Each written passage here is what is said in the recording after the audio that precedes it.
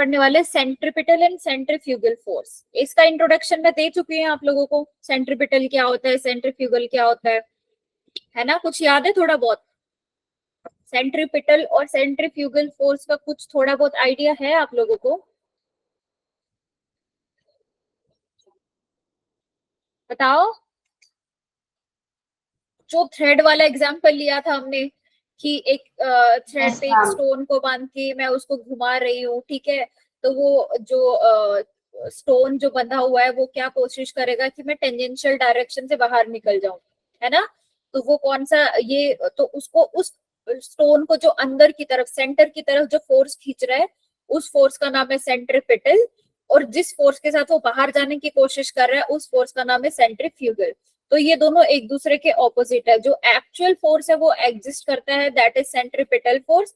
ये interacting force है, मतलब थ्रेड का और स्टोन का और मेरे हैंड का जिससे मैंने पकड़ रखा है, ये इंटरैक्टिंग फोर्स है, ठीक है। सेंट्रीफ्यूगल फोर्स क्या है? वो सूडो फोर्स है। सूडो फोर्स कहां पर आता है? जब inertial and non inertial frame की बात होती है। इनर्शियल फ्रेम में क्या होता है कि फ्रेम ऑफ रेफरेंस जो होती है वो रेस्ट स्टेट में होती है, ठीक है। मान लो एक गाड़ी चल रही है और मैं बैठ के बोल रही हूँ कि गाड़ी चल रही है, ठीक है, मेरे हिसाब से वो कार चल रही है, लेकिन कार के अंदर जो बैठा है उसके हिसाब से वो रेस्ट स्टेट में वो तो नहीं चल रहा ना, कार चल रही है। तो फ्रेम ऑफ रेफरेंस के हिसाब से चीजें चेंज भी हो जाती है। तो non inertial frame of reference से अगर हम देखते हैं किसी फोर्स को, दैट इज सेंट्रीफ्यूगल फोर्स। और इनर्शियल फ्रेम में हम देखेंगे दैट इज सेंट्रीपिटल फोर्स, ठीक है। और ये इसकी डेफिनेशन देखो, in non uniform circular motion, in uniform circular motion, the force acting on the particle along the radius and towards the center keeps, हमने पढ़ा था ना, जो रेडियल फोर्स जो होता है, एक टेंजेंशियल होता है एक रेडियल होता है। लास्ट क्लास का याद आ रहा है? ये रेडियल था और ये टेंजेंशियल था। तो इधर जो फोर्स लगेगा इसके साथ, दैट इज टेंजेंशियल फोर्स, और जो रेडियल लग रहा था उसको मैं सेंट्रीपिटल फोर्स बोल रही थी, और उसको हम रेडियल फोर्स भी बोल सकते हैं, ठीक है। So centripetal force, it is in the uniform circular motion and the radius towards the center keeps the body moving along the circular path. जब ये फोर्स होगा तो वो उस ऑब्जेक्ट को एक सर्कुलर पाथ में मूव कराने के लिए क्या फोर्स करता रहेगा। फॉर एग्जाम्पल एटम में इलेक्ट्रॉन घूम रहा है, ठीक है। इलेक्ट्रॉन जो है यहाँ पर पॉजिटिव चार्ज है न्यूक्लियस में, और इलेक्ट्रॉन के पास नेगेटिव चार्ज है। तो ये घूम रहा है, इसमें क्यों घूमे जा रहा है? क्योंकि वहां पर सेंट्रीपिटल फोर्स लग रहा है। सेंट्रीपिटल फोर्स कौन सा है?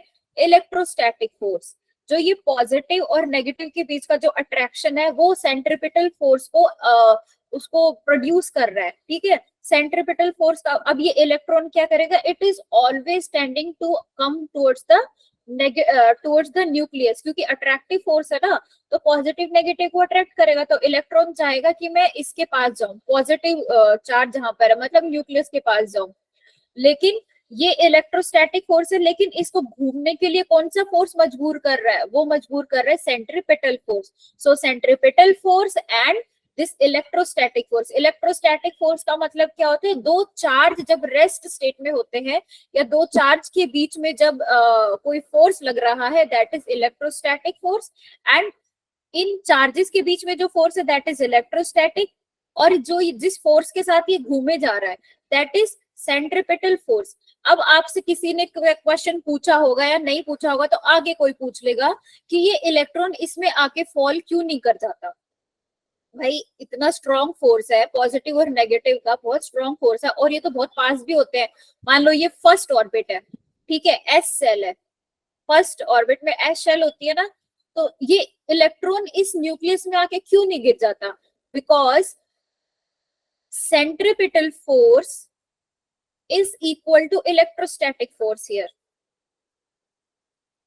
ये दोनों फोर्सेस इक्वल है, इसलिए इसका रिजल्टेंट क्या है? जीरो। ना वो उधर जा रहा है ना इधर जा रहा है, और ये दोनों एक दूसरे को क्या कर रहे हैं? इक्वेट कर रहे हैं, और इसलिए ये घूमे जा रहा है। समझ में आ रही है मैं क्या कह रही हूँ?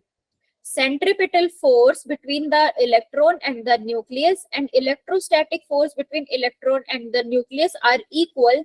That's why this electron is not falling towards the in the nucleus. That's why it is moving constantly in the orbit. समझ में आया कि नहीं आया? अरे नहीं आया तो बोल दो भाई। यस मैम, आ गया। आ गया। थोड़ी पढ़ाने की स्पीड मेरी फास्ट हो सकती है, तो कुछ अगर ऐसा हो जाए तो मुझे रोक देना वहीं पे ही, ठीक है? बट ऐसे चुप मत रहो, चुप का मतलब यही होता है कि भाई नहीं आया। मैम एक्स हाँ जी, बोलो। मैम एक बार। फिर से बता दो। मैम इलेक्ट्रोस्टैटिक वाला। इलेक्ट्रोस्टैटिक, इलेक्ट्रोस्टैटिक फोर्स का मतलब होता है कोई भी दो चार्जेस के बीच का फोर्स होता है, ठीक है? अब आप सेंट्रिपिटल और इलेक्ट्रोस्टैटिक दोनों भूल जाओ, आप ये सोचो इलेक्ट्रॉन के पास नेगेटिव चार्ज है, न्यूक्लियस के पास पॉजिटिव चार्ज है, तो ये इलेक्ट्रॉन न्यूक्लियस में आके क्यों नहीं गिर रहा? क्योंकि अट्रैक्टिव फोर्स है वहां पर। तो जो अट्रैक्टिव फोर्स तो एक नेचर हो गया फोर्स का, लेकिन ओरिजिनली फोर्स कौन सा है? इलेक्ट्रोस्टैटिक फोर्स लग रहा है इन दोनों चार्जेस के बीच। और सेंट्रिपिटल फोर्स क्या करता है? Centripetal force towards the centre लगता है, लेकिन यहाँ पर जो इलेक्ट्रॉन है सेंट्रिपिटल फोर्स लग रहा है इसमें, दैट्स व्हाई ये यूनिफॉर्म सर्कुलर मोशन है। सबसे पहली बात, ये यूनिफॉर्म सर्कुलर मोशन है, ये कांस्टेंट स्पीड के साथ घूमे जा रहा है इस ऑर्बिट में, ठीक है? तो एक फोर्स इनके बीच में लग रहा है सेंट्रिपिटल, जो ये इलेक्ट्रॉन है ये इसकी तरफ आने की कोशिश कर रहा है, लेकिन ये यूनिफॉर्म सर्कुलर मोशन में घूम रहा है, बिकॉज एक फोर्स इस पे न्यूक्लियस की तरफ से वो भी लग रहा है कि ये आउटवर्ड है, ठीक है? अब ये इलेक्ट्रॉन क्या करेगा? इलेक्ट्रॉन जैसे हमने पढ़ा था कि जो ये वाली चीज होती है वो टेंजेंशियली बाहर निकलने की कोशिश करती है, लेकिन एक फोर्स होता है जो इसको सेंटर की तरफ खींच के रखता है, वो सेंटर की तरफ खींच के रख रहा है, वो सेंट्रिपेटल फोर्स है। और इन दोनों चार्जेस के बीच में जो फोर्स है वो इलेक्ट्रोस्टैटिक फोर्स है। तो ये दोनों फोर्स इक्वल है, इसलिए ये इसकी तरफ नहीं गिर रहा है, ये न्यूक्लियस में नहीं गिर रहा है, इसलिए ये यूनिफॉर्म सर्कुलर मोशन में with the uniform velocity it is revolving around the nucleus. आप समझ में आ गया? मैम जैसे सोलर सिस्टम होता है। हाँ जी, बिल्कुल सोलर सिस्टम, एकदम वही। अब वहां पर उसमें क्या है? ग्रेविटेशनल फोर्स है जो सेंट्रिपिटल फोर्स को वो कर रहा है, प्रोड्यूस कर रहा है। समझ में आ रही है बात?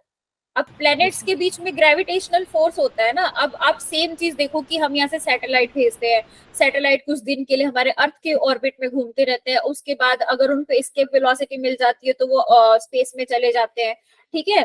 तो जब तक वो अर्थ की तरफ घूम रहे हैं, मतलब वो ऑर्बिट में घूम रहे, तो क्यों घूम रहे? क्योंकि अर्थ के सेंटर और ऑर्बिट में क्या ग्रेविटेशनल फोर्स है, ठीक है? और वो ग्रेविटेशनल फोर्स एक और फोर्स क्रिएट कर रहा है, दैट इज सेंट्रिपिटल फोर्स। तो सेंट्रिपिटल फोर्स जब तक होगा वो ऑब्जेक्ट क्या करेगा? टुवर्ड्स द सेंटर आने की कोशिश करेगा, और जो फोर्स उसको बैलेंस करके रखता है दैट इज सेंट्रिपिटल फोर्स। वो यूनिफॉर्म सर्कुलर मोशन में इसी की वजह से घूम पाता है, ठीक है? तो ये दो एग्जाम्पल है, इसके फेमस एग्जाम्पल है। समझ में आ गया यहाँ तक? Yes ma'am. ठीक है। एक्सप्लेनेशन इसकी, centripetal force is necessary for the uniform circular motion, क्योंकि इसमें दोनों होने चाहिए, रेडियल एंड टेंजेंशियल, ठीक है? It is along the radius and towards the centre. इसकी डायरेक्शन किधर होती है? इसको मैं याद करने का बताती हूँ। सेंट्रिपिटल में आ गया पी, मतलब पास आ रहा है सेंटर के, पी से पास आ रहा है, ठीक है? सेंट्रीफ्यूगल में क्या आ रहा है? एफ, एफ का मतलब फार, मतलब ये सेंटर से फार मतलब दूर जा रहा है। तो जो फोर्स सेंटर की तरफ लगता है, मतलब सेंटर के पास आने की कोशिश करता है, दैट इज सेंट्रिपिटल। और जो फोर्स सेंटर से फार जाने की कोशिश करता है दैट इज सेंट्रीफ्यूगल। ये याद करने का तरीका है ताकि आप कंफ्यूज ना हो, ठीक है? क्लियर है ये चीज? मतलब ये कहीं पे ऐसे लिखा नहीं है, ये मेरा निमोनिक है याद करने का, तो मैं अपना बता रही हूँ, मुझे किसी ने नहीं बताया, ठीक है? और सेंट्रिपिटल फोर्स, फोर्स क्या होता है? मास इनटू एक्सलरेशन, है ना? और एक्सलरेशन हमने निकाला था ए इज इक्वल टू, क्या रिलेशन था? A is equal to alpha r था ना, है ना? अरे याद है कि नहीं? भूल गए? यहाँ से मेरा क्या फॉर्मूला आया था? A is equal to v square by r, v square by r आया था। अल्फा क्या आया था? Alpha was d omega by d t, है ना? तो ये फॉर्मूला यूज करके a was v square by r. तो यहाँ से सेंट्रिपिटल फोर्स क्या हो जाएगा? Force is equal to mass into acceleration, so m into v square by r. So centripetal force का फॉर्मूला है M we square by R, इसको रट लेना है, ठीक है? ये बहुत काम की चीज है। Now, centripetal force is due to the non-interaction force. It is a real force. Centripetal force एक real force है. If an object tied to a string, it's revolving uniformly in a horizontal circle. Horizontal circle मतलब मैंने वही thread वाला बताया था कि thread पे आपने स्टोन को बांधा और उसको ऐसे ऐसे घुमा रहे हो, ठीक है, हॉरिजॉन्टल सर्कल में घूम रहा है। Then the centripetal force is due to the tension imparted to the string by the hand. अब जो जब तक उस स्ट्रिंग में, जब तक उस थ्रेड में टेंशन रहेगी तब तक ही फोर्स रहेगा ना, समझ रहे हो? मतलब सेंट्रीपिटल फोर्स अब क्या है, वो टेंशन जब स्ट्रिंग में आप उसको घुमा रहे हो, घूम कब तक सकता है, जब स्ट्रिंग में टेंशन होगी। अगर टेंशन नहीं होगी तो घूम नहीं पाएगा, मतलब जब तक स्ट्रिंग आपकी खींची होगी। कहने का मतलब ये, टेंशन का मतलब यही है ना कि स्ट्रिंग में कोई भी किंक ना हो, मतलब वो कहीं से भी मुड़ी हुई ना हो या लूज ना हो, वो एकदम टाइट स्ट्रिंग होगी, इट मींस उसमें टेंशन है। तो यहाँ टेंशन भी एक काइंड ऑफ फोर्स है। तो यहाँ पर सेंट्रीपिटल फोर्स किसकी वजह से है, टेंशन की वजह से है, जो मेरे हाथ की वजह से लग रही है स्ट्रिंग में। So this tension is equal to centripetal force in this case, ठीक है। अब जैसे ये एग्जांपल मैंने अभी अभी बताया था, when a satellite is revolving in circular orbit around the earth, the centripetal force is due to the gravitational force of attraction between the satellite and the earth. ऐसे था, ये अर्थ है, यहाँ पर सैटेलाइट घूम रहा है, इनके बीच में ग्रेविटेशन फोर्स है, ठीक है। अब ये सेंट्रीपिटल फोर्स किसकी वजह से आ रहा है, यहाँ पर ग्रेविटेशन फोर्स की वजह से आ रहा है। और इलेक्ट्रॉन और उसमें किस वजह से आ रहा था, एटम में इलेक्ट्रोस्टैटिक फोर्स की वजह से आ रहा था, ठीक है। जैसे ये बताया, in an atom an electron revolves in a circular orbit around the nucleus. The centripetal force is due to the electrostatic force of attraction between the positively charged. ये सब मैं बता चुकी हूँ, ठीक है। एक क्वेश्चन कर लेते हैं। Number 1, stone of mass 1 kg is weld. Weld का मतलब क्या होता है, स्टोन मतलब आपने धागे में एक स्टोन को बांधा और उसको घुमा रहे हो, वेल्ड का मतलब होता है घुमाना। इन इस circular path of radius 1 meter, find out the tension in the string if the linear velocity is 10 meter per second. मतलब आपने हाथ में ऐसे पकड़ा हुआ है, ठीक है, एक स्टोन इस पे बंधा हुआ है, स्टोन का मास है 1 kg, ठीक है, और आर कितनी है इसकी 1 मीटर। तो आपको यहाँ पर टेंशन निकालनी है, और टेंशन मैंने बताया था, टेंशन क्या किसकी वजह से है, सेंट्रीपिटल फोर्स है यहाँ पर। तो टेंशन भी एक फोर्स है इन द स्ट्रिंग और एक फोर्स है centripetal force. So tension is equal to centripetal force. और सेंट्रीपिटल फोर्स का फॉर्मूला क्या था, mv²/r। आपको v गिवन है यहाँ पर 10 meter per second, m given है 1 kg एंड r गिवन है 1 मीटर। तो यहाँ से क्या आंसर आ गया, tension is equal to 100 newton, so that centripetal force is also 100 Newton. Clear है, ये चीज क्लियर है कि नहीं है? Yes ma'am. ठीक है। अब next question, a satellite of mass 10 raised to power 7 kg is revolving around the earth with a time period of 30 days at a height of 1600 kilometer. Find the force of attraction on satellite by the earth. ये आपको निकालना है। अब अर्थ है ऐसे, ठीक है, उसके चारों तरफ एक सैटेलाइट घूम रहा है जिसका मास है 10 raised to power 7 kg, ठीक है, दिस इज आर। और टाइम पीरियड कितना है, एक रिवॉल्यूशन कब कितने दिन में कंप्लीट करता है, 30 डेज में कर लेता है। एक रिवॉल्यूशन ये पूरी अर्थ का चक्कर 30 डेज में लगा देता है, at a height of 1600 kilometre.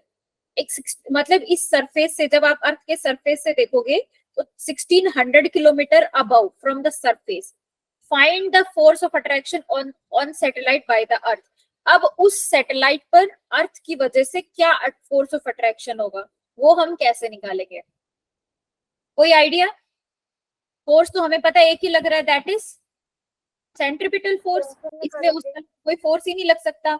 अब सेंट्रीपिटल फोर्स क्या होता है, mv²/r है ना, और v²/r को मैं क्या लिख सकती हूँ, v is equal to omega r, आपने पढ़ा था। So v/r is equal to nothing but omega. तो आप v²/r की जगह क्या रख दोगे, ओमेगा²r। सो फोर्स ये अलग, मतलब फॉर्मेट अलग हो गया, चीज सेम ही है, ये सेंट्रीपिटल फोर्स ही है, ठीक है। अब हम यहाँ पर इस फॉर्म में क्यों नहीं लिख रहे, इस फॉर्म में क्यों नहीं कर रहे क्वेश्चन को, इसलिए नहीं कर रहे क्योंकि यहाँ पर लीनियर वेलोसिटी गिवन थी क्वेश्चन में, तो मैंने लीनियर वेलोसिटी वाला फॉर्म यूज कर लिया। यहाँ पर एंगुलर वेलोसिटी, क्योंकि सैटेलाइट क्या कर रहा है, रिवॉल्व कर रहा है अराउंड द अर्थ, तो मुझे एंगुलर वेलोसिटी की जरूरत पड़ेगी, इसलिए मैंने एंगुलर वेलोसिटी में इसको चेंज कर लिया। मुझे ये फॉर्मूला पता है, v is equal to omega cross r, इसको मैंने इस फॉर्म में रखा तो ये मुझे ये मिल गया, ठीक है। अब ओमेगा क्या होता है, omega can be written as 2 pi nu, omega क्या थी, एंगुलर फ्रीक्वेंसी थी ना, 2 पाई न्यू, न्यू क्या है, फ्रीक्वेंसी है, so that can be written as 2 pi by T, nu is equal to 1 by T, मैंने बताया था, याद है ना,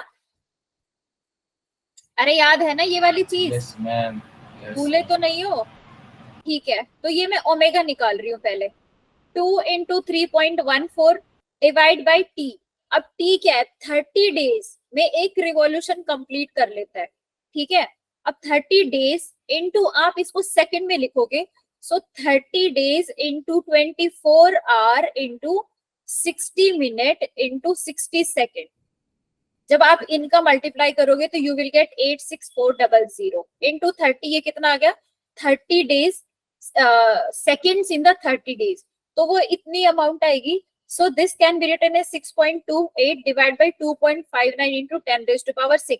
अब आपको ओमेगा मिल गया, मास आपको गिवन था, आर आपको गिवन था, सिर्फ ओमेगा नहीं पता था, ओमेगा आपने यहाँ से निकाल लिया, तो force is equal to M omega square R में अब रख देंगे, दिस इज ओमेगा स्क्वायर, यहाँ से जो आया था, इनटू एम कितना था 10⁻⁷ और आर कितनी है, radius of the earth is 6400 और सरफेस पे बोला था कि 16 kilometre above from the surface, आप सैटेलाइट को देख रहे हो, तो ये 1600 किलोमीटर, तो टोटल कितना हो गया सेंटर से 6400 प्लस 1600, ठीक है, दैट इज आर, ये टोटल आर हो गई, इंटू 10⁻3, किलोमीटर में गिवन है ना, लेकिन हम तो मीटर में ले रहे हैं सब कुछ, तो इसलिए यहाँ पर किलोमीटर को मीटर में चेंज किया, तो 10⁻3, जब आप इसका सॉल्यूशन करोगे so that will be the 2.34 into 10⁻6 Newton.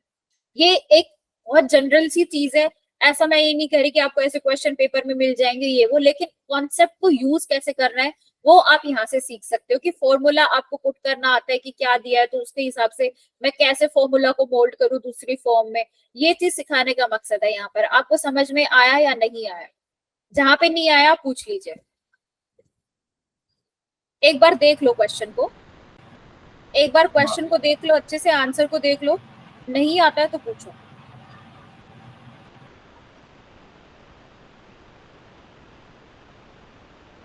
देख लो बच्चों,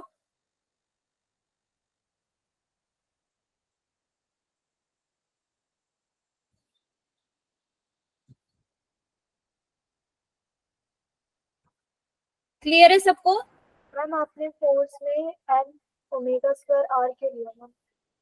हाँ good question, force is equal to M A होता है, ठीक है, अब यहाँ पर हम एंगुलर की बात कर रहे हैं, तो ए का ये v क्या था मेरा, v is equal to omega R था, ठीक है, v is equal to omega R, अब मैं अगर यहाँ से लिखती हूँ तो एक मिनट,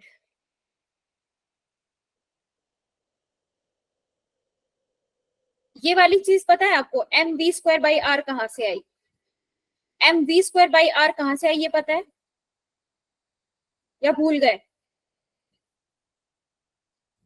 अरे पता है कि भूल गए,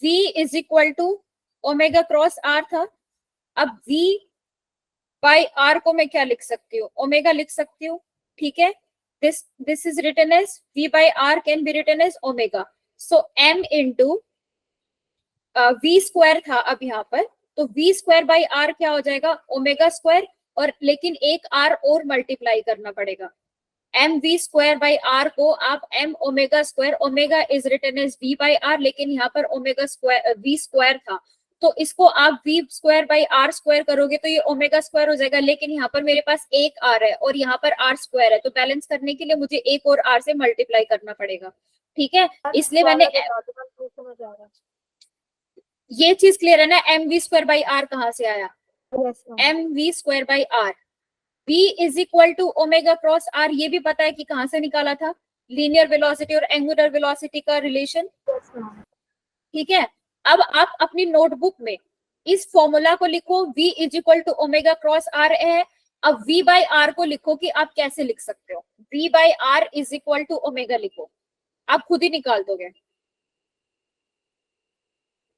सब बच्चे निकालो ये वाला रिलेशन, ये वाला रिलेशन सब बच्चे ट्राई करके देखो,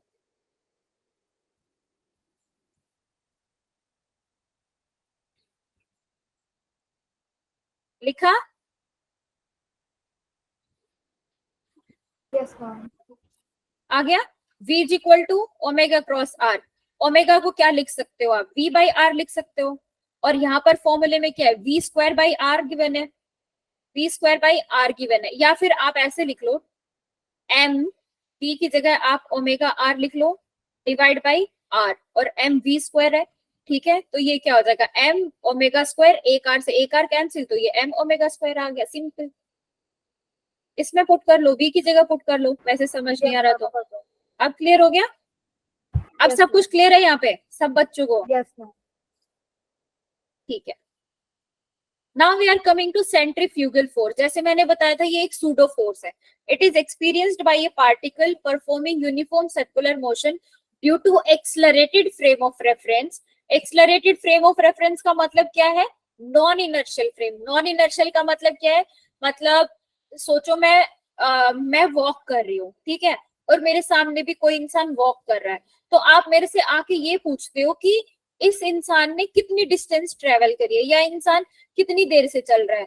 तो मैं उसको ऑब्जर्व करने के लिए सबसे पहले कि इसने कितनी डिस्टेंस ट्रेवल करी है, एक जगह पे मुझे रुकना पड़ेगा, ठीक है। फिर मैं उसकी डिस्टेंस को मेजर कर सकती हूँ कि इसने यहाँ से यहाँ तक, अगर मैं भी उसके साथ साथ चल रही हूँ, मैं भी उसके साथ साथ चल रही हूँ, उसके इक्वल स्पीड से नहीं चल रही, उससे कम स्पीड पे चल रही हूँ या ज्यादा स्पीड पे चल रही हूँ, तो मैं उसकी डिस्टेंस को कैसे मेजर कर सकती हूँ? मुझे तो खुद ही नहीं पता ना, क्योंकि मैं तो खुद भी मोशन में हूँ। तो मैं अब यहाँ पर क्या हो गई? एक्सलरेटेड फ्रेम ऑफ रेफरेंस, मतलब मेरा ही कोई ठोर ठिकाना नहीं है, तो मैं दूसरे का क्या बताऊं? कहने का मतलब ये है, यहाँ पर किसी को ऑब्जर्व करने के लिए आपको क्या रहना पड़ेगा? आपको खुद को स्टेबल रखना पड़ेगा, आपको खुद को रेस्ट पे रखना पड़ेगा, तब आप बता सकते हो कि ये कार मेरी या ये ऑब्जेक्ट इतनी डिस्टेंस इसने ट्रेवल करी है, ठीक है। अगर आप भी उसके साथ ट्रेवल कर रहे हो तो आपको नहीं समझ में आएगा कि ये कितनी स्पीड से चला था, या इसने कितनी डिस्टेंस ट्रेवल करी है, या इसने कितना टाइम लिया है। तो वो चीज आप कर पाओगे, लेकिन वो करेक्टली नहीं हो पाएगी। वो क्या हो जाएगी? एक्सलरेटेड फ्रेम ऑफ रेफरेंस हो जाएगी। और उसको, उस एक्सलरेटेड फ्रेम ऑफ रेफरेंस को हम क्या कहते हैं? Non inertial frame of reference. Inertia का मतलब होता है या तो रेस्ट में हो या एक यूनिफॉर्म मोशन में हो, तभी हम उसको इनर्शियल बोलते हैं। और इसके अलावा या तो वो मोशन में है या वो नॉन यूनिफॉर्म मोशन में है, उस फ्रेम को हम कहते हैं एक्सलरेटेड फ्रेम ऑफ रेफरेंस, ठीक है। तो ऐसी फ्रेम ऑफ रेफरेंस में जो फोर्स हम एक्सपीरियंस करते हैं, that is called pseudo force. Pseudo का मतलब क्या होता है? इन जनरल सूडो का मतलब होता है false, which actually does not exist, but we take it into our calculation or by our convenience. समझ में आ रहा है? समझ में आ रहा है? ये नहीं पढ़ी क्या पल्ले? No, ma'am. नहीं पढ़ी, ठीक है, मैं फिर बता रही हूँ। सेंट्रीपिटल फोर्स क्या था? वो मैं किसके रिस्पेक्ट में देख रही थी? किसके रिस्पेक्ट में? मेरी फ्रेम ऑफ रेफरेंस क्या थी?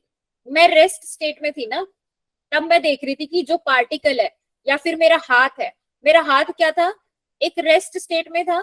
मेरा हाथ तो ऐसे नहीं घूम रहा था उसके साथ साथ, मेरा हाथ क्या था? एक जगह पे फिक्स था। एक जगह पे फिक्स करके मैं उसको घुमाने की कोशिश कर रही थी, तो वहां पर non accelerated frame of reference थी बाय माय हैंड। लेकिन यहाँ पर सेंट्रीफ्यूगल फोर्स का मतलब क्या है? अब यहाँ पर आप जो देखोगे वो ऑब्जेक्ट, मतलब जो स्टोन जो बंधा हुआ है, उसकी फ्रेम ऑफ रेफरेंस में देखोगे कि ये चल रहा है या नहीं चल रहा। अब वो स्टोन कैसे बताएगा? स्टोन तो खुद घूम रहा है ना, स्टोन तो खुद घूम रहा है, तो वो ये बता रहा है। अब वहां पर जो स्टोन एक फोर्स फील करेगा बाय द सेंटर, वो ये फोर्स होगा सेंट्रीफ्यूगल फोर्स, और वो सूडो फोर्स होगा, वो opposite of the centripetal force होगा। अब सेंट्रीपिटल में तो स्टोन क्या कर रहा था? सेंटर के पास आने की कोशिश कर रहा था, लेकिन सेंट्रीफ्यूगल में अब जो स्टोन है वो क्या फोर्स फील कर रहा है? वो फील कर रहा है कि ये जो थ्रेड है ये मुझे पुश कर रहा है आउटवर्ड। वो ये फील कर रहा है कि ये जो थ्रेड जो बंधा हुआ है हाथ से, ये मुझे बाहर धक्का देने के लिए है। तो वो एक, लेकिन वो गलत बात है। अब ये चीज डिफर कैसे करी? फिनोमिना सेम है, लेकिन डिफर कैसे कर रहा है? सिर्फ देखने के तरीके से। अगर आप उसको आप अपने हाथ के फ्रेम ऑफ रेफरेंस से देखोगे तो सेंट्रीपिटल फोर्स है। अगर आप उस ऑब्जेक्ट की, या जो स्टोन जो थ्रेड पे बंधा हुआ है, उसकी फ्रेम ऑफ रेफरेंस से देखोगे तो वो सेंट्रीफ्यूगल है। हाथ की तरफ से तो मैं ये देख रही हूँ कि जो पार्टिकल है वो मेरा सेंटर की तरफ आने की कोशिश कर रहा है, लेकिन वो स्टोन क्या कह रहा है कि मुझे ये थ्रेड बाहर फेंकने की कोशिश कर रहा है। ठीक है, तो दोनों का अपना अलग अलग नजरिया हो गया, और वो नजरिए से अब जरूरी तो नहीं है कि भाई, जरूरी नहीं है कि जो इंसान बोले वो बात सच हो। इन जनरल हम क्या बोलते हैं कि हम एक ही चीज को दो अलग अलग तरीके से देखते हैं।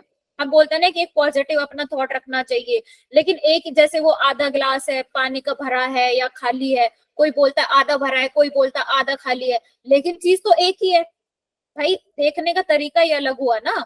तो अब सिमिलरली यहाँ पर भी ये है कि स्टोन को कुछ और लग रहा है और मेरे हाथ को कुछ और लग रहा है, तो जो मेरा हाथ जो उस स्टोन की तरफ से जो फोर्स फील कर रहा है दैट इज सेंट्रिपिटल, और जो स्टोन है वो मेरे हाथ के अगेंस्ट जाके जो सोच रहा है, वो ये सोच रहा है कि मुझे ये हाथ क्या कर रहा है, बाहर निकालने की कोशिश कर रहा है, जो ये फोर्स मुझे थ्रेड दे रहा है ये बाहर निकालने की कोशिश कर रहा है, अवे फ्रॉम द सेंटर जाने की कोशिश कर रहा है, तो वो फोर्स क्या हो जाएगा, सेंट्रीफ्यूगल फोर्स हो जाएगा। लेकिन this is a pseudo force, this is not a real force.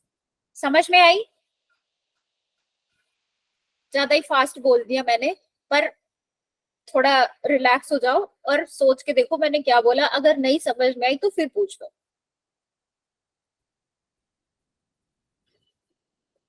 Any response, yes और नो? ये थ्योरेटिकल चीज है। एग्जांपल बताया, तो इस केस में सूडो फोर्स किस किस के बीच में लग रहा है? क्या? सेंटर और थ्रेड, सॉरी सेंटर और उसके बीच में, स्टोन के बीच में, दोनों फोर्स दोनों के बीच में लग रहे हैं, सेंटर और स्टोन के बीच में लग रहे हैं। एक बार आप सेंटर से देख रहे हो, एक बार आप स्टोन से देख रहे हो।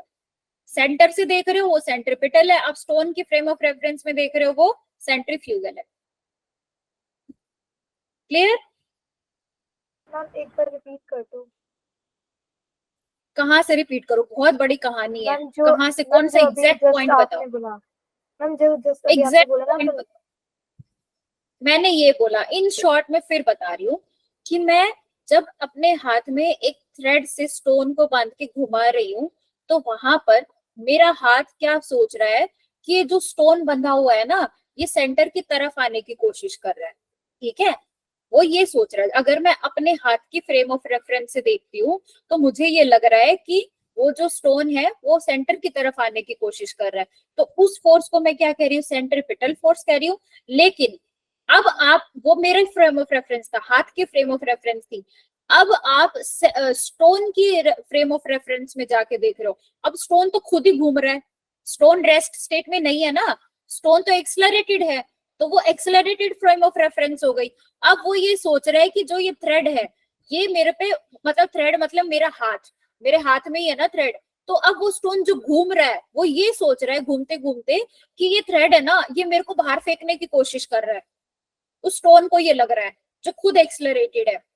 ठीक है, तो अब यहाँ पर हम किसकी बात मान सकते हैं, हम तो एक्सलरेटेड की नहीं मानेंगे, हम तो इनर्शियल फ्रेम की मानते हैं, क्योंकि हमारे न्यूटन्स लॉ वहीं पर एप्लीकेबल होते हैं, एक्सलरेटेड में तो होते ही नहीं है। तो जो ये स्टोन अब घूमते घूमते सोच रहा है कि ये थ्रेड मेरे पे आउटवर्ड डायरेक्शन में फोर्स लगा रहा है, उस फोर्स को हम सेंट्रीफ्यूगल फोर्स कहते हैं, और वो सूडो फोर्स होता है, वो एक्चुअली फोर्स एग्जिस्ट करता नहीं है। ठीक है, बट हम केस लेके चलते हैं इनर्शियल एंड नॉन इनर्शियल के। जैसे हमने फ्रिक्शन में भी पढ़ा था कि एक ब्लॉक पे, एक इंक्लाइन ब्लॉक पे एक और ब्लॉक रखा हुआ है और दोनों चल रहे हैं। ठीक है, तो एक बार मैंने बिगर ब्लॉक के फ्रेम ऑफ रेफरेंस में फ्री बॉडी डायग्राम बनाया, एक बार मैंने स्मॉलर ब्लॉक के फ्रेम ऑफ रेफरेंस में फ्री बॉडी डायग्राम बनाया।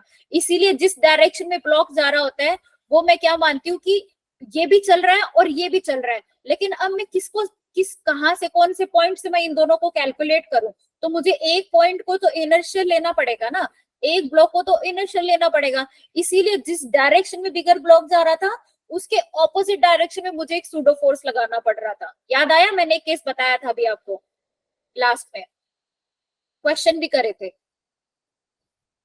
नहीं याद आ रहा?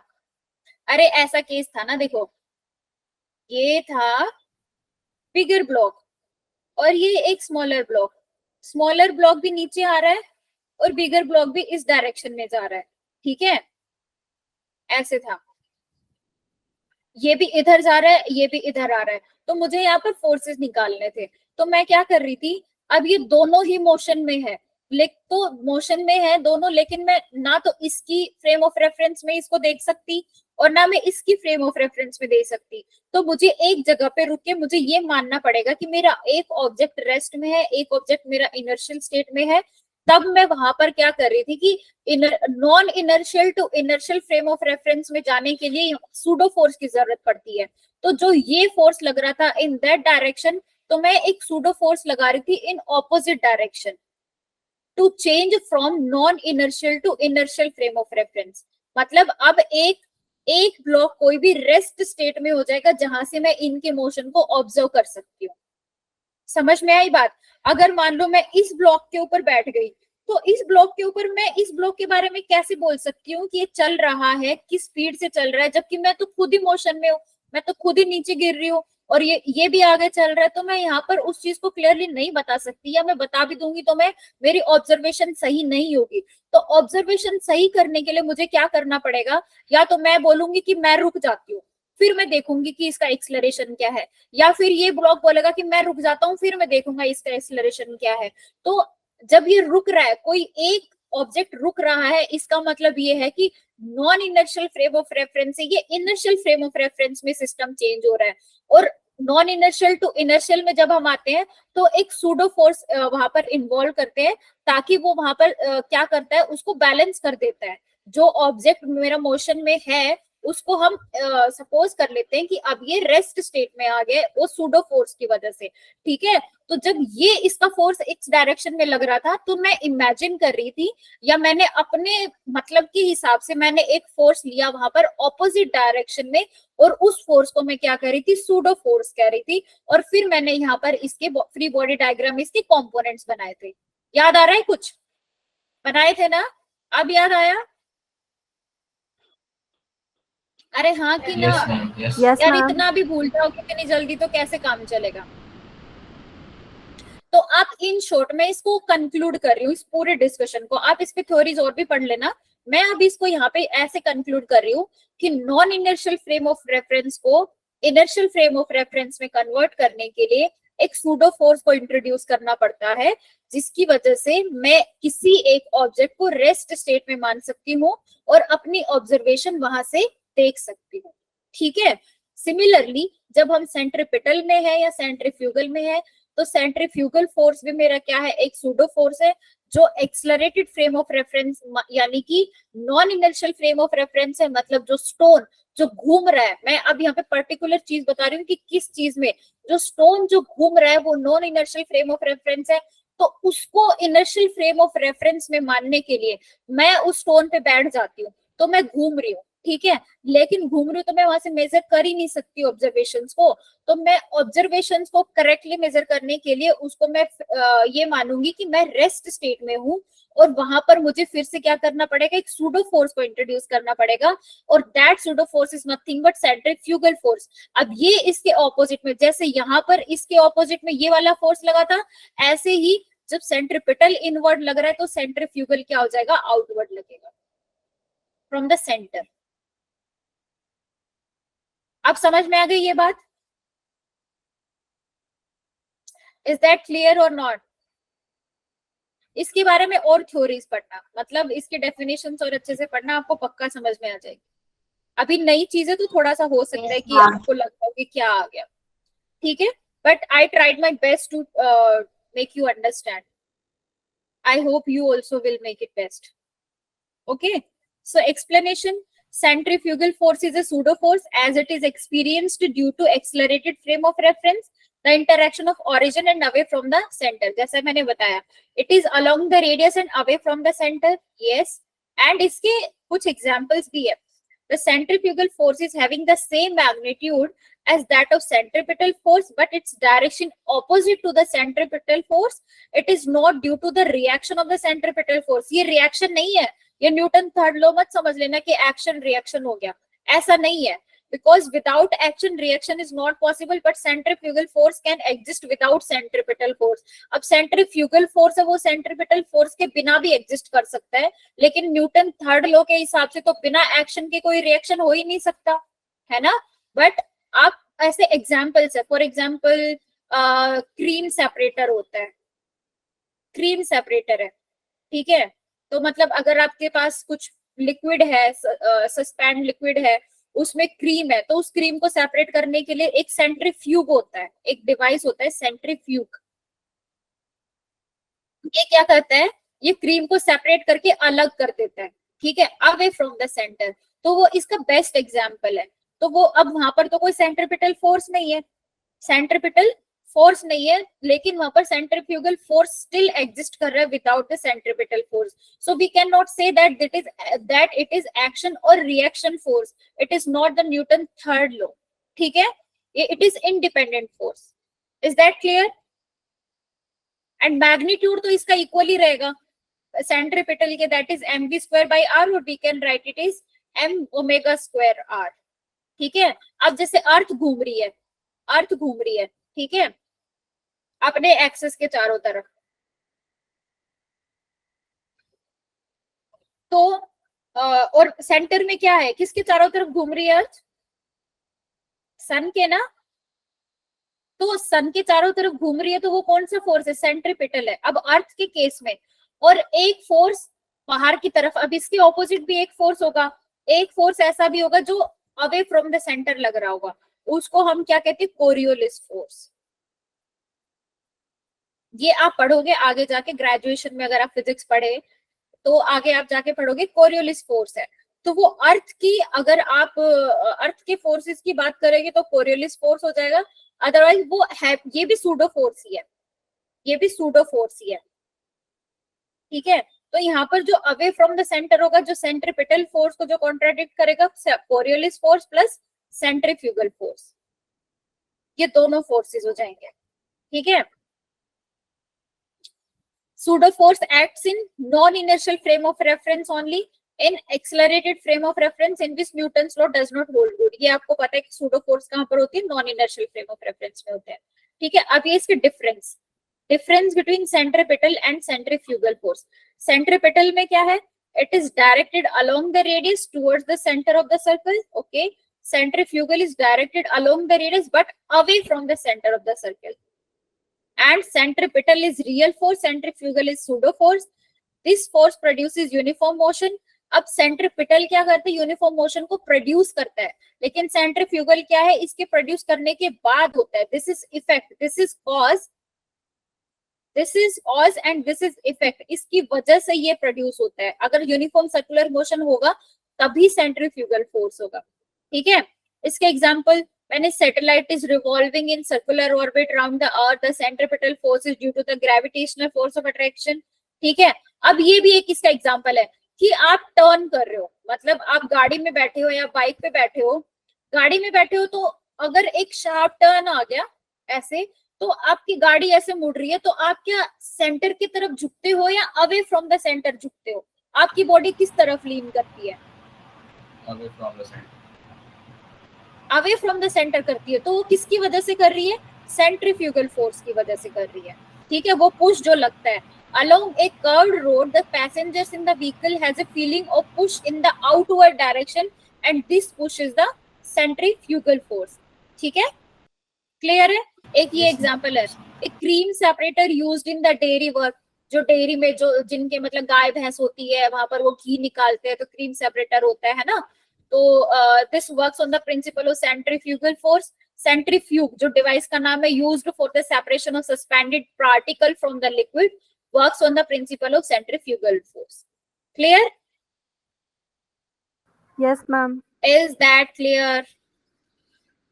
ठीक है, अब हम पढ़ते हैं कॉनिकल पेंडुलम। पेंडुलम क्या होता है पता है? What is pendulum? Yes, ma'am. Yes ma'am. बताओ जरा, मैम जो देखा है कभी पेंडुलम? Yes ma'am. तो डायग्राम्स में देखा है। मैम चर्च में होता है, रियल लाइफ, मैंने देखा। रियल लाइफ में नहीं देखा? नहीं मैम, मैंने तो वही बता रहा हूँ, चर्च में देखा है। आपने देखा होगा बट आपने नोटिस नहीं किया होगा, आपको लगा होगा ये बड़ी यूजुअल सी चीज है, अलग से ध्यान नहीं दिया होगा। मैं ओनली पेंडुलम की बात करी। अरे घड़ी में नहीं लगा होता क्या, जो पुराने जमाने की घड़ियां होती थी, उसमें ऐसे ऐसे एक घूम रहा होगा, ऐसे ऐसे ऐसे ऐसे कंटिन्यूअसली घूम रहा होता है। मैम वही तो कह रहा हूँ मैं। हाँ, मैं तेरी तेरी तो बात समझ गई, बाकी बच्चों को बोल रही हूँ। बाकी बच्चे बोले ना कि नहीं मैम हमने नहीं देखा। ठीक है, पेंडुलम होता है एक बॉब मैम होता है ऐसे देखो, ये। हाँ बेटा, क्या नेट पे देखा है?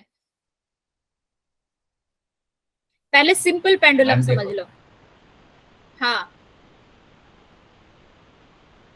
मैम क्या दिखा भी, दिया। क्या दिखा दिया? वीडियो ऑन करके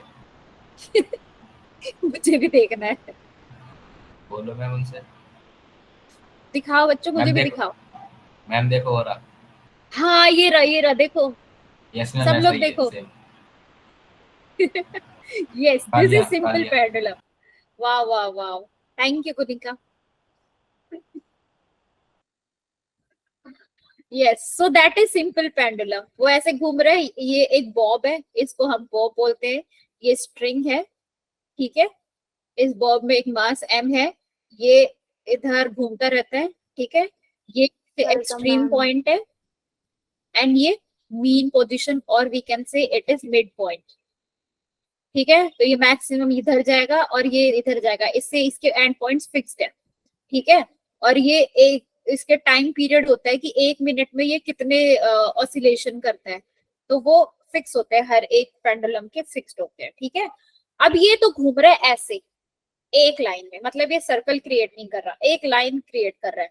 अब एक एग्जांपल ले लिया मैंने पेंडुलम का कॉनिकल, मतलब अब एक ऐसे है और वो ऐसे घूम रहा है, एक हॉरिजॉन्टल सर्कल बना रहा है पेंडुलम, ठीक है। ये आपने नहीं देखा होगा, मैंने भी नहीं देखा है, मैं भी इमेजिन कर रही हूँ कि ये एक बॉब है और ये हॉरिजॉन्टल सर्कल बना रहा है, ठीक है। और ये सर्कल बना रहा है तो ये क्या बन रहा है, कोन बन रहा है, लाइक दैट।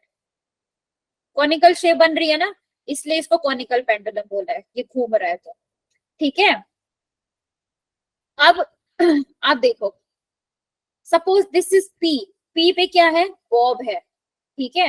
बॉब क्या होता है, एक बॉल जैसा होता है, उसको मैं बॉब बोल रही हूँ, ठीक है। तो ये यहाँ पर है, ये एक हॉरिजॉन्टल सर्कल बना रहा है और ये स्ट्रिंग से अटैच्ड है। अब मुझे तो कुछ आता जाता है नहीं, मुझे सिर्फ एक चीज आती है, मेरे को फ्री बॉडी डायग्राम बनाना आता है, जहां भी दिख जाए उसके आगे मैं बात करती हूँ।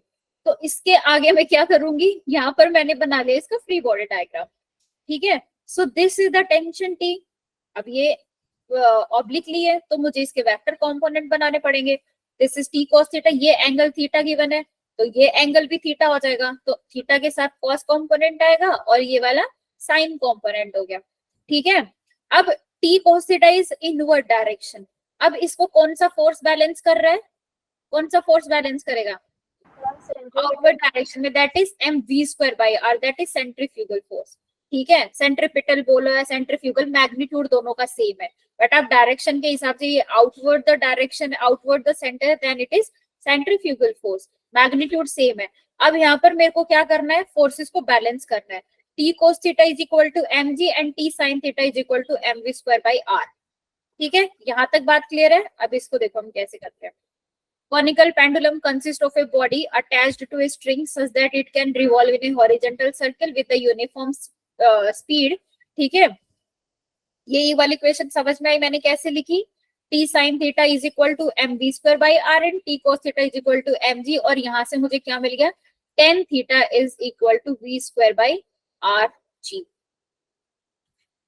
ऐसा एक क्वेश्चन भी कराया था मैंने लास्ट, वो जो साइकिलिस्ट वाला करवाया था ना, कि यहाँ पर साइकिल है, वो बैंकिंग रोड है, यहाँ पर वो चल रहा है, तो यहाँ पर मैंने एक फ्री बॉडी डायग्राम बनाया था, तो वहां से भी tan theta is equal to v square by r g आया था। याद है कि नहीं है, याद है ना। तो ये कॉनिकल पेंडुलम का क्वेश्चन था।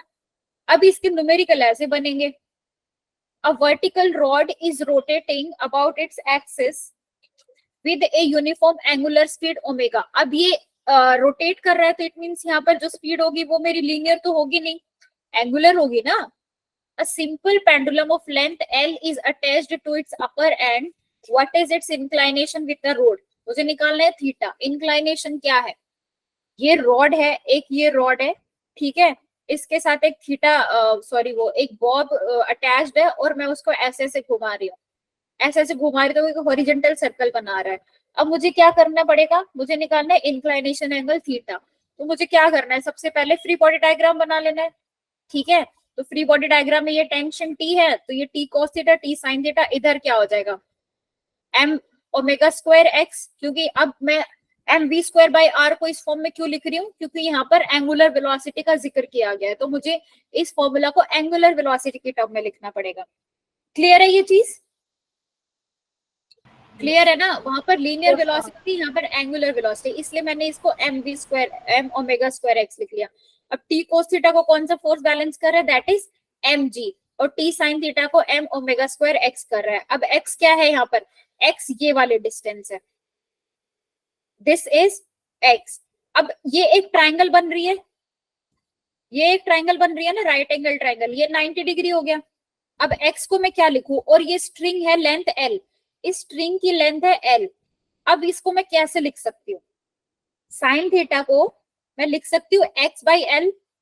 इस राइट एंगल ट्राइंगल से साइन थीटा कैन, मतलब अपनी कैलकुलेशन को इजी करने के लिए, किसी एक कंक्लूजन पे ले जाने के लिए मुझे इसे छोटी मोटी चीजें करनी पड़ेगी, ठीक है।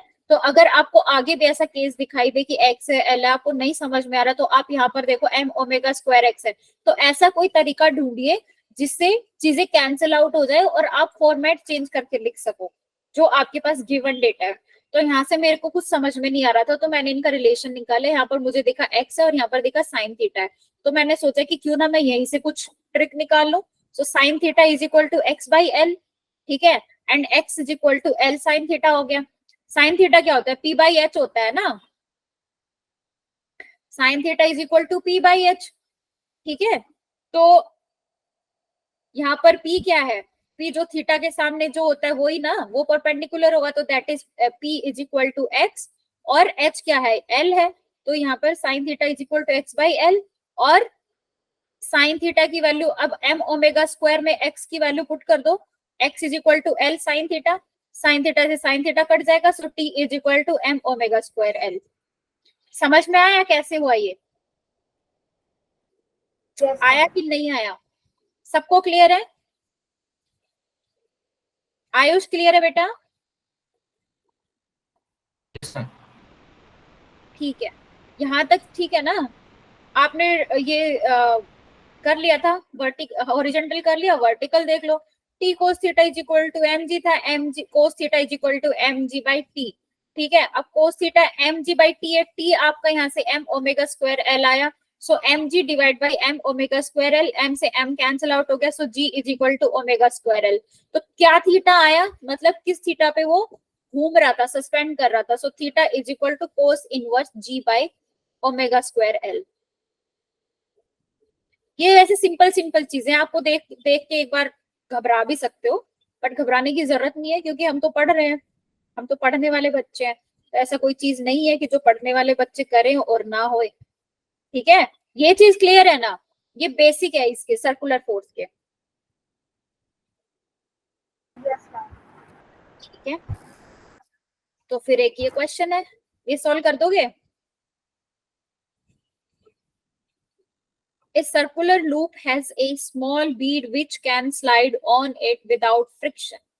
एक लूप है सर्कुलर जिसपे एक बीड, बीड मतलब क्या होता है, दाना, कुछ भी, बीड को दाना ही बोलते हैं ना, अरे क्या बोलते हैं उसको, ऐसे कैसे बोलते हैं, Beed can slide on it without friction, friction नहीं है यहाँ पर, ठीक है। The radius of the loop is r, keeping the loop vertically it is rotated about a vertical diameter at a constant angular speed omega.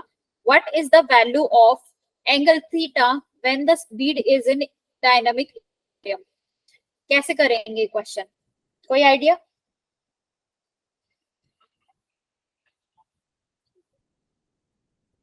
Keeping the loop vertically it is rotated about a vertical diameter at a constant angular speed omega. What is the value? ऐसा ही कुछ होगा जो हमने ऊपर किया है, theta ही निकालना है। चलो मैं करा देती हूँ।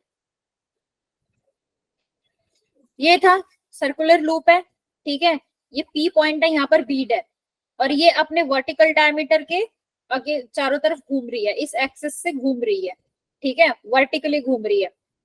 तो अब पॉइंट P पे क्या है, मेरा बीड है, ये स्लाइड कर रहा है विदाउट फ्रिक्शन, फ्रिक्शन नहीं है, तो मैं क्या करूंगी, यहाँ पर मुझे क्या आता है, फ्री बॉडी डायग्राम बनाना आता है, तो जहां से सरफेस से कांटेक्ट में है वहां से n, n ऊपर की तरफ है तो इसके कंपोनेंट्स हो जाएंगे n cos थीटा और n sin थीटा, ठीक है। आउटवर्ड डायरेक्शन में लग रहा है जी फोर्स mv²/r। बस इतना ही था ये question. n cos theta is equal to mg, n cos theta is equal to mg, n sin theta is equal to mv²/r, और I can write it as m omega square x। x क्या है, ये वाली चीज है mp, m point है, p point है, mp से जो है वो x है, और op क्या है, दैट इज r। क्लियर है ना ये चीज? op is equal to r, mp is equal to x, and n sin theta को बैलेंस कर रहा है mv²/r, और I can write it as m omega square x, और n cos थीटा को बैलेंस कर रहा है जी m इंटू जी, ठीक है। अब जैसे हमने पिछले केस में किया था, यहाँ पर x है तो x is equal to l sin theta लिखा था ना लास्ट केस में, ऐसे ही यहाँ पर l की जगह क्या है, r है, तो मैं यहाँ पर x is equal to r sin theta लिख सकती हूँ। बताने की जरूरत है कि क्यों लिखा है, बताने की जरूरत है या नहीं है? बता देती हूँ। ये भी एक राइट एंगल ट्राइंगल बन रही है, ये थीटा है, ये एंगल 90 डिग्री हो जाएगा, यहाँ पर ये 90 डिग्री है तो राइट एंगल ट्राइंगल बन रही है। अब यहाँ पर मेरे पास x है, मतलब mp x है, ठीक है। तो मुझे क्या करना पड़ेगा, x के टर्म में लिखना पड़ेगा कुछ ऐसा कि ये चीजें कैंसिल आउट हो जाए और मेरा जो कैलकुलेशन है वो सिंप्लीफाई हो जाए, ठीक है। तो x को मैं यहाँ से r sin थीटा लिख सकती हूँ, क्योंकि sin theta is nothing but x/r। x क्या है यहाँ पर, परपेंडिकुलर है, r क्या है यहाँ पर, हाइपोटेन्यूस है। तो ये मैंने लिख दिया इस राइट एंगल ट्राइंगल से, ठीक है। तो अब x की जगह आप क्या रख दोगे, r sin थीटा रख दोगे, sin थीटा से sin थीटा कट जाएगा, n is equal to m omega square r आ गया। यहाँ पर x को मैंने क्या रख दिया, r sin थीटा रख दिया, ठीक है। sin थीटा से sin थीटा कट गया, n is equal to m omega square r, ये यहां से आया, ठीक है। और cos theta is equal to n cos theta is equal to mg, n is equal to m omega square. तो cos थीटा तो जैसे लास्ट केस में क्या था, mg divide by m omega square l लिख सकते हैं, m omega square r, sorry r है ये, ठीक है। तो वही आया, सेम आंसर है बिल्कुल।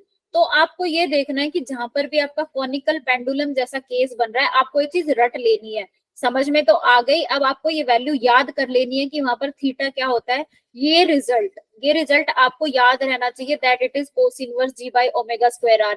अब आपको न्यूमेरिकल ऐसे मिल जाएंगे, ओमेगा कुछ गिवन होगी, आर कुछ गिवन होगा, या आपको टाइम पीरियड दे दिया जाएगा तो वहां से आपको ओमेगा निकालनी है, ठीक है। ऐसा केस आपको मिल जाएगा। तो अगर आपको ये चीज, ये फॉर्मूला याद होगा तो आप डायरेक्ट वैल्यू रख सकते हो और आपका आंसर आ जाएगा। एक सेकेंड, क्लियर है ये वाली चीज? अरे बता दो, कभी जल्दीबाजी के चक्कर में निकल जाए, ठीक है। एक और क्वेश्चन कर लेते हैं। अब पार्टिकल ऑफ मास m, अब ये एक मेरा हेमिस्फीयर रखा हुआ है, ठीक है। यहां से एक पार्टिकल चला ए पॉइंट से बी पॉइंट पे आ गया, स्लाइड कर रहा है, ठीक है। अब मुझे क्या निकालनी है, at what height from horizontal will the particle leave the surface. अब यहाँ से ये किस पॉइंट पर सरफेस को लीव कर देगा। अब सरफेस को लीव करने का मतलब क्या है, सरफेस को लीव करने की कंडीशन क्या है कि उसका कांटेक्ट छूट जाए सरफेस से। कांटेक्ट छूट गया तो मतलब क्या हो गया, कांटेक्ट फोर्स जीरो हो जाएगा। कांटेक्ट फोर्स क्या है, नॉर्मल, मतलब नॉर्मल जीरो होना चाहिए फॉर द कांटेक्ट लूज। जब कांटेक्ट लूज करेगा इट मींस नॉर्मल जीरो। तो मैं कैलकुलेशन को आगे चलाने के लिए मुझे क्या करना पड़ेगा, नॉर्मल फोर्स यहाँ पर कैलकुलेट करना पड़ेगा, फिर नॉर्मल इक्वेशंस बनानी पड़ेंगी, फिर मैं नॉर्मल फोर्स को इस कंडीशन के हिसाब से कि पार्टिकल ने सरफेस लीव कर दिया है, इसका मतलब कांटेक्ट फोर्स हट गया है, इसका मतलब नॉर्मल जीरो हो गया है, ठीक है। फिर मैं उन इक्वेशंस को जीरो के इक्वल रख के वो हाइट फाइंड आउट कर लूंगी। ये इसका प्रोसीजर है। प्रोसीजर समझ में आया? क्वेश्चन आ जाएगा, आपको ये चीज समझ में है कि पूछा क्या है, कंडीशन क्या है, और उस कंडीशन के लिए मुझे स्टेप क्या लेना है। ये चीज क्लियर है ना? अरे बच्चों बोल दो भाई। So a particle of mass m slides down from the vertex of this is hemisphere without any initial velocity. कोई initial velocity नहीं है इसके पास। So at what height from the horizontal will the particle leave the surface? तो आपको क्या करना है, सबसे पहले फ्री बॉडी डायग्राम बना लेना है, ठीक है। फ्री बॉडी डायग्राम बनाओगे, this is an, mg downward, mg cos theta, mg sin theta, और v इस डायरेक्शन में है, और ये हाइट है h। अब मुझे ये हाइट निकालनी है, ये क्या होगी, ठीक है। सो पहली कंडीशन क्या है, let the particle leave the sphere at height h। हम मान लेते कि एट हाइट h पे पार्टिकल ने सरफेस को लीव कर दिया। तो यहाँ पर क्या लग रहा है, mv square r is equal to mg cos theta minus n, मतलब टूवर्ड्स द सेंटर जो फोर्स लग रहा है वो क्या है, mv स्क्वायर बाई r है सेंट्रिपिटल फोर्स है ना। अब टूवर्ड्स द सेंटर फोर्स लग रहा है, और mg cos थीटा अंदर की तरफ लग रहा है और बाहर की तरफ लग रहा है n। तो जिधर एक्सलरेशन होता है वो उस क्वांटिटी में से मैं माइनस कर देती हूँ जो आउटर क्वांटिटी होती है। तो अंदर की तरफ फोर्स लग रहा है, तो अंदर की तरफ कौन सी क्वांटिटी है, that is mg cos theta, और आउटवर्ड कौन सी है n। तो ये एक इक्वेशन बन गई। ये इक्वेशन समझ में आई कैसे बनी है? अरे जो सिंपली हम करते आ रहे थे फ्रिक्शन में कि मेरा ऑब्जेक्ट आगे की तरफ चल रहा है, एक्सलरेशन, पीछे की तरफ एक फोर्स लग रहा है, ठीक है। तो मैं क्या करती थी, अगर एक्सलरेशन इस तरफ है, फॉरवर्ड डायरेक्शन में है, तो मैं क्या करूंगी, एफ माइनस एफ, ठीक है, दिस माइनस दिस, और उसका मैं एक्सलरेशन क्या ले लूंगी, एम ए। इस फोर्स के माइनस, मतलब जिस डायरेक्शन में फोर्स है वो मैं ग्रेटर ले लेती थी, सिंपल सी बात है। तो यहाँ पर भी ऐसा ही कुछ हुआ है, बट ये कंपोनेंट्स में है तो इसमें थोड़ा कंफ्यूज हो सकते हो, लेकिन मैंने इसको समझा दिया। When the particle leaving the surface, जब पार्टिकल लीव कर दिया सरफेस को, तो ये n 0 हो गया। सो एम वी स्क्वायर, तो यहाँ से क्या आ गया, m we square by are is equal to m g cos theta, ठीक है। m से m कैंसिल आउट हो जाएगा, v square is equal to g r cos theta. यहाँ तक चीज क्लियर है? यहाँ तक क्लियर है या Yes, नहीं ma'am. है? क्लियर है ना? Equation Yes, 1 ma'am. बन गई है, ठीक है। अब एनर्जी कंजर्वेशन फॉर्मूला के हिसाब से क्या है कि पार्टिकल कहीं पर भी हो, kinetic energy plus potential energy के मैग्नीट्यूड में चेंज आ सकता है, लेकिन कंजर्व्ड रहेगी वो। जितनी एनर्जी पॉइंट ए पे थी उतनी ही एनर्जी पॉइंट बी पर रहेगी। Kinetic energy plus potential energy होता है ना टोटल एनर्जी का formula. So total energy will be conserved, but kinetic energy and potential energy can be changed in the magnitude. अगर एक घट जाएगी दूसरी बढ़ जाएगी, ठीक है। काइनेटिक एनर्जी कम हो रही है तो पोटेंशियल एनर्जी क्या होती है, जब मेरा ऑब्जेक्ट रेस्ट स्टेट में है वहां पर कितनी एनर्जी पोजेस कर रहा है, और काइनेटिक एनर्जी क्या है जब मेरा ऑब्जेक्ट मोशन में है। तो मोशन में होगा तो पोटेंशियल एनर्जी 0 है, या रेस्ट में है तो काइनेटिक एनर्जी 0 है। तो टोटल एनर्जी हमेशा कंजर्व्ड ही रहेगी, ठीक है। So energy should be conserved at a and b. अब हम इसका यूज करेंगे, ठीक है। और ये cos theta is equal to h by r, cos theta is equal to h by r हम आगे यूज करेंगे। ये क्या है, अब अगेन ये एक राइट एंगल ट्राइंगल बन रही है, ये वाली ट्राइंगल, ये मेरा क्या है एंगल, ये 90 डिग्री है, ठीक है। तो ये 90 डिग्री, तो ये P हो गया, ये H हो गया, ये B हो गया। तो cos थीटा क्या होता है, B बाई H होता है, ठीक है। सो H बाई R, ये वाली चीज क्या है R। सो cos theta is equal to H by R, वो हम आगे यूज करेंगे, ठीक है। अगर आप यहीं पर रख लेते हो H बाई R, तो R से R कैंसिल, तो V square is equal to g h आ गया, V square is equal to g h. आप ये आगे लेके चलो, आगे यूज हो जाएगी। अब एनर्जी को मैंने बोला कि भाई कंजर्व्ड है, ठीक है। एक मिनट, वो दो बार हो गया। Kinetic energy at point A point पे काइनेटिक एनर्जी वो रेस्ट स्टेट में था, तो रेस्ट स्टेट में था तो kinetic energy at point A is 0, potential energy वहां पर मैक्सिमम है, mgh होती है। पोटेंशियल एनर्जी क्या होती है, mgh होती है, लेकिन h वहां पर क्या है, r है, radius of the circle. So this is mgr। और एट पॉइंट बी जब वो फॉल कर रहा है तो वो एक हाइट पे भी है और काइनेटिक मतलब मोशन में भी है, तो वहां पर दोनों एनर्जी होंगी उसके पास। So kinetic energy is half mv square because it is moving and it is at some height. At some height तो मतलब पोटेंशियल एनर्जी भी होगी। पोटेंशियल एनर्जी वही होती है ना, पोजीशन पे होगा बट फ्रॉम द ग्राउंड, किस हाइट पर है। तो एक तो मास इनटू ग्रेविटी, उसका वेट, और जिस हाइट पर है दैट इज h। तो total potential energy is mgh। ये तो आपने 10th क्लास में भी पढ़ी होगी पोटेंशियल एनर्जी का फॉर्मूला, ठीक है। अब इन दोनों को आप कर दो equal. So mgr, this is at point A, this is at point B. mgr is equal to half mv square plus mgh. अब यहाँ से m तो कैंसिल आउट हो जाएगा, सब में कॉमन है। So this is gr is equal to half v square plus gh, ठीक है। अब यहाँ से आप v स्क्वायर क्या लिख सकते हो, v square is equal to 2g into r minus h। इस इक्वेशन से और पीछे आपके पास v स्क्वायर क्या आया था, 2gh आया था। यहां से देखो ये हाँ, यहाँ से v स्क्वायर क्या आया था, gh, सॉरी 2gh नहीं gh आया था। तो एनर्जी को कंजर्व करके आपने ये वाला फॉर्मूला निकाल लिया और पीछे मैंने निकाला था v square is equal to gh निकाला था। अब आप g r cos theta equate equation a and b। Equation a क्या आई थी हमारी, इक्वेशन a ये वाली थी, v square is equal to g r cos theta. तो आप इन दोनों को इक्वेट कर लो, g r cos theta is equal to, अब इसको खोलोगे 2g r माइनस 2gh लिख सकती हूँ। तो a और b को मैंने इक्वल रख दिया, v स्क्वायर के दोनों इक्वल थी तो v स्क्वायर तो दोनों सेम ही है, तो मैं इन दोनों के जो राइट साइड में है मैं उसको भी इक्वल रख सकती हूँ।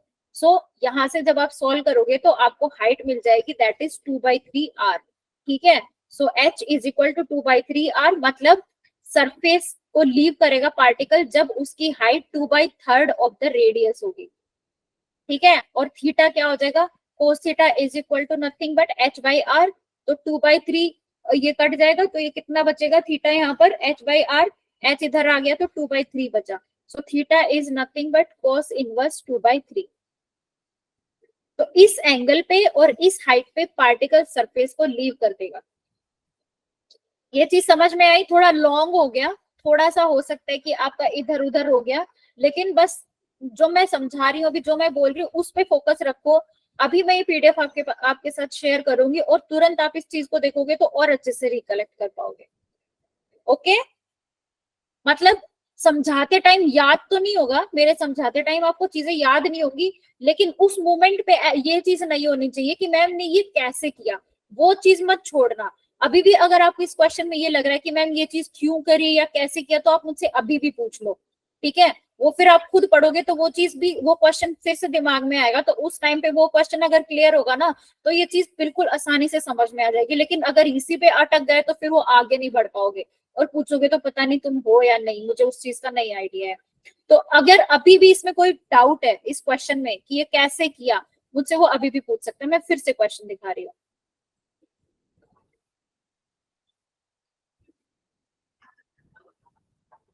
मैं 1 मिनट दे रही हूँ आपको क्वेश्चन समझने का, क्वेश्चन में करा क्या है वो समझाने का। एक बार नीचे वाली स्लाइड दिखा दो। हाँ,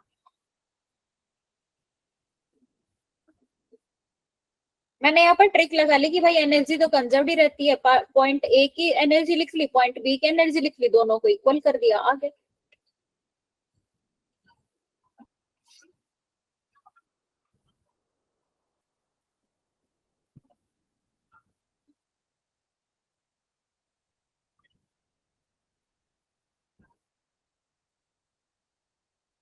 ठीक है, यस क्लियर है ये वाली यस चीज? मैम। ठीक है, तो अभी एक ये वाला केस बचता है, चलो मैं कराई देती हूँ। टाइम हो गया। कोई बात नहीं बेटा, 5 मिनट लगेगी, इसके मैम, बाद कल कोई क्लास कराना। नहीं है ना। अरे एक पेज बचा है यार। मैम खाना नहीं खाया। मैम कल करा देना। चलो Yes, ma'am. ठीक है, मैंने भी Yes, तो नहीं ma'am. खाया आयुष। मैम मैंने सुबह से नहीं खाया। ओके ओके, फिर तो खा 10 ले बजे भाई, खाया जरूरी जरूरी है खा ले। चलो फिर तुम लोग खाना खा लो आज, ठीक है, चलो बाय। था।